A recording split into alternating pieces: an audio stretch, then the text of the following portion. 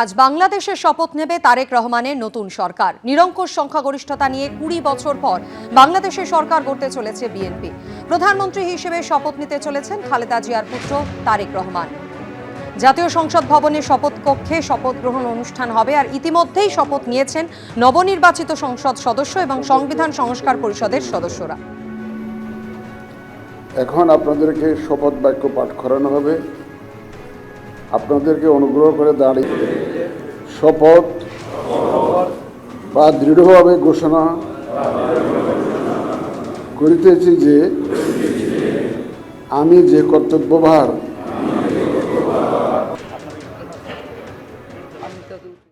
SIR এর কাজে নিয়ম ভঙ্গের অভিযোগে এবার 7 আধিকারিককে সরাসরি তাদের সরকারি পদ থেকেও সাসপেন্ড করল নির্বাচন কমিশন। আগেই রাজ্য সরকারকে অভিযুক্তদের বিরুদ্ধে ডিসিপ্লিনারি অ্যাকশন নিতে নির্দেশ দিয়েছিল কমিশন।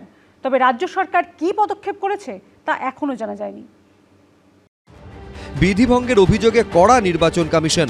এসআইআর সংক্রান্ত কাজ থেকে সরানোর পাশাপাশি কার্যত নজিরবিহীনভাবে রাজ্যের অভিযুক্ত 7 জন আধিকারিককে সরাসরি তাদের সরকারি পদ থেকেও সাসপেন্ড করেছে কমিশন। এসআইআর পর্বে এই প্রথম কোনো রাজ্যের সরকারি আধিকারিকদের সাসপেন্ডের মতো কড়া ব্যবস্থা নিল নির্বাচন কমিশন। মুখ্য সচিবকে পাঠানো চিঠিতে 4 জেলার 7 জন এইআরওকে সাসপেন্ড করে কমিশন তাদের বিরুদ্ধে শৃঙ্খলা ভঙ্গের অভিযোগে পদক্ষেপ নেওয়ার জন্যও রাজ্য সরকারকে নির্দেশ দিয়েছে।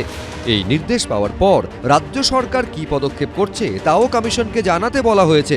এর মধ্যে রয়েছেন দক্ষিণ 24 পরগনার ক্যানিং পূর্ব বিধানসভা এলাকার 2 এইআরও সত্যজিৎ দাস ও জয়দীপ কুণ্ডু, জলপাইগুড়ির ময়নাগুড়ির ডালিয়া রায়চৌধুরী, মুর্শিদাবাদের শমশেরগঞ্জের এইআরও শেফাউর রহমান, মুর্শিদাবাদের ফারাক্কার নীতিশ দাস ও সুতির শেখ মুর্শিদ আলম এবং পশ্চিম মেদিনীপুরের ডেবরার এইআরও দেবাশিস বিশ্বাস। ইলেকশন কমিশন তো ওদেরকে তো যে ডেজিগনেশন ছিল ওখান থেকে সাসপেন্ড করেছে। ইলেকশন কমিশন তো কাকে অ্যাপয়েন্ট করে না by name. Election commission designation appointment দেয়, যে ডেজিগনেশন আছে ওখান থেকেই সাসপেনশন করেছে। নেই, ইলেকশনে যেটা কাজ আছে ওটা থেকে তো উইথড্র হয়ে গেছে। ও ডেজিগনেশন অন্য লোককে পোস্ট করতে হবে। আমি আমার ইনস্ট্রাকশন উদাহরণ কর্তৃপক্ষের ইনস্ট্রাকশন অনুসারেই কাজ করেছি, এটুকুনি আমি বলতেছি। আর কিছু আমি এখন এই মুহূর্তে বলবো না। বেশ কিছু অভিযোগ এসেছে আপনার বিরুদ্ধে, আপনি ওই ডকুমেন্টস প্রপার চেক না করে আপলোড করে দিয়েছেন। আমার তরফ থেকে আমি 100% দিয়েছি, এরপরে আমি আর কিছু বলবো না। আপনাকে কি ঊর্ধ্বতন কর্তৃপক্ষ এইভাবে কাজ করতে বলেছিল নাকি? আমি করিনি। তাহলে আপনি বলছেন ঊর্ধ্বতন কর্তৃপক্ষ? হ্যাঁ, ঊর্ধ্বতন কর্তৃপক্ষ সঠিক নির্দেশ দিয়েছে, সঠিক কাজই করেছি আমি। রাজ্যের এই 7 আধিকারিকের বিরুদ্ধে এসআইআর এর কাজে কর্তব্যে গাফিলতি এবং নথি খতিয়ে না দেখে ক্ষমতার অপব্যবহার করে তালিকায় নাম তোলার মতো গুরুতর অভিযোগ করে নির্বাচন কমিশন। কিন্তু রাজ্য সরকার এই 7 আধিকারিকের বিরুদ্ধে কোনো ব্যবস্থা এখনো নিয়েছে কিনা তা এখনো জানা যায়নি। ইলেকশন কমিশনের যে 13টি গাইডলাইন আছে তাকে সম্পূর্ণরূপে ভায়োলেট করেছেন এরা। মূলত তৃণমূলের কথায়, ডিএম বা ডিইওদের চাপে আর নন্দিনী চক্রবর্তীর ইশারাতে, আর নন্দিনী চক্রবর্তীকে দিয়ে পুরো র্যাকেটটা চালাচ্ছেন মুখ্যমন্ত্রী মমতা বন্দ্যোপাধ্যায়। তাই ইলেকশন কমিশন এই প্রথম টাইট দেওয়ার ব্যবস্থা নিয়েছেন।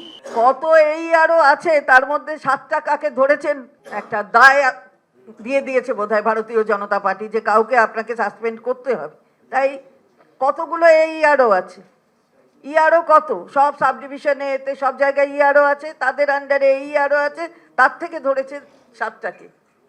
তাহলে বুঝুন, এত খোঁজ পাতি হলো, এত ঘুরঘুর হলো, আসতে যাচ্ছে হলো, তারপর পেলো 7টা। এর আগেও বেআইনিভাবে ভোটার তালিকায় নাম তোলার অভিযোগে দক্ষিণ 24 পরগনার বারুইপুর ও ময়নার 2 জন করে ইআরও ও এইআরও এবং একজন ডেটা এন্ট্রি অপারেটর মোট 5 জনের বিরুদ্ধে এফআইআর দায়েরের নির্দেশ দিয়ে মুখ্য সচিবকে চিঠি দিয়েছিল নির্বাচন কমিশন, কিন্তু এফআইআর দায়ের হয়নি। একাধিক নির্দেশ অমান্য করার অভিযোগে প্রাক্তন মুখ্য সচিব ও বর্তমান মুখ্য সচিবকে দিল্লিতে ডেকে কথাও বলেছে নির্বাচন কমিশন, কিন্তু তারপরেও কাজ হয়নি। এই পরিস্থিতিতে 7 জন অফিসারকে সরাসরি সাসপেন্ড করে কড়া বার্তা দিল কমিশন। ব্রতদীপ ভট্টাচার্য, আশাবুল হোসেন, রাজীব চৌধুরী, এবিপি আনন্দ। সরকারি প্রকল্পের বাড়ির কাগজ এসআইআর এর প্রামাণ্য নথি হিসাবে গ্রাহ্য হবে না, সাফ জানিয়ে দিল জাতীয় নির্বাচন কমিশন। ইতিমধ্যে যারা কেন্দ্র বা রাজ্য সরকারের আবাস যোজনার নথি জমা দিয়েছেন তাদের কি হবে?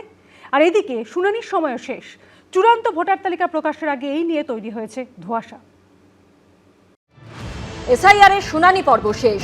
28শে ফেব্রুয়ারি চূড়ান্ত ভোটার তালিকা প্রকাশ হবে। দলের পরেই ভোটের দিনক্ষণ ঘোষণা হবার কথা। আপাতত স্ক্রুটিনি চলছে। শুনানি পর্বে প্রামাণ্য নথি হিসেবে অনেকেই জমা দিয়েছেন সরকারি প্রকল্পের বাড়ির কাগজ, কিন্তু তা কি প্রামাণ্য নথি হিসেবে গৃহীত হবে? গ্রহণ করবে নির্বাচন কমিশন? এই নথি জমা দিয়ে কি নিজেকে ভোটার হিসেবে প্রমাণিত করা যাবে? এই নিয়ে এবার স্পষ্ট নির্দেশিকা দিল জাতীয় নির্বাচন কমিশন। নির্বাচন কমিশন জানিয়ে দিল, বাংলার বাড়ি প্রকল্পের নথি এসআইআর এর জন্য গ্রহণযোগ্য নয়। এমনকি প্রধানমন্ত্রী আবাস যোজনা, ইন্দিরা আবাস যোজনার নথিও গ্রহণ করবে না নির্বাচন কমিশন। এইসব নথি প্রামাণ্য হিসেবে বিবেচনা করা হবে কিনা তা নিয়ে সিইওর প্রশ্নের উত্তরে দেওয়া চিঠিতে জাতীয় নির্বাচন কমিশন জানিয়েছে, কেন্দ্রীয় সরকারের প্রধানমন্ত্রী আবাস যোজনা বা ইন্দিরা আবাস যোজনা কিংবা রাজ্য সরকারের বাংলার বাড়ি প্রকল্পের নথি এসআইআর এর ক্ষেত্রে গ্রহণযোগ্যই হবে না। এর আগে এসআইআর নথি নিয়ে কমিশনের নির্দেশিকায় বলা হয়েছিল, কেন্দ্রীয় অথবা রাজ্য সরকারের কর্মী হিসেবে কাজ করেছেন অথবা পেনশন পান এমন পরিচয়পত্র।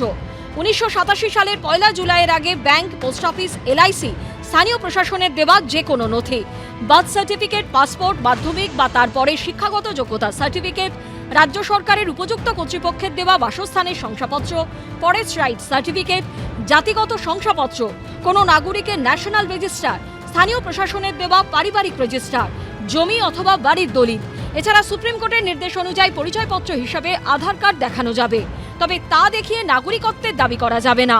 কিন্তু এবার কমিশন সাফ জানিয়ে দিল, কেন্দ্র বা রাজ্য কোনো আবাস যোজনার নথি এসআইআর এর প্রামাণ্য হিসেবে বিবেচিত হবে না। এই আবহে প্রশ্ন হলো, ইতিমধ্যেই যারা কেন্দ্র বা রাজ্য সরকারের আবাস যোজনার নথি জমা দিয়েছেন তাদের কি হবে? তাদের নাম কি তাহলে চূড়ান্ত ভোটার তালিকায় উঠবে না? এটা যেটা আমি দেখলাম, যেটা আজকে এসছে, যেটা আছে ওটা এটা আছে কি this document by itself is not sufficient for that thing, SIR document যে আপনার 13 ডকুমেন্টস আছে ওর মধ্যে this is not the only document which can be eligible. নির্বাচন কমিশনের নতুন নির্দেশিকা নিয়ে আপত্তি জানিয়ে তৃণমূলের তরফে পোস্ট করে বলা হয়েছে, সুপ্রিম কোর্টের নির্দেশের মর্ম লঙ্ঘন করে এবং প্রযুক্তিগত অস্পষ্টতার উপর নির্ভর করে নির্বাচন কমিশন এখন সরকারি আবাসন প্রকল্পের অধীনে জারি করা আর্থিক সহায়তা অনুমোদনের চিঠিগুলিকে বৈধ নথি হিসেবে গ্রহণ করতে অস্বীকার করছে। হিয়ারিং প্রসেস শেষ, মানুষ যার যার তথ্য বৈধভাবে আছে সুপ্রিম কোর্ট অনুমোদিত সেগুলো আপলোড করে দিয়েছেন, তারপরে আপনারা বলছেন ওটা চলবে না। কতগুলো মানুষকে কেন বিপদে ফেলছেন? তৃণমূল কংগ্রেস এত বড় চক্রান্তের কড়া বিরোধিতা করবে। আপনারা এই নোটিশ অনৈতিক এবং অবৈধ। এসআইআর এর মূল যে বিষয় সেটা তো ইলেকশন কমিশন ঠিক করে, একটা আইনের বলে। সেই আইন হচ্ছে পিপলস রিপ্রেজেন্টেটিভ অ্যাক্ট।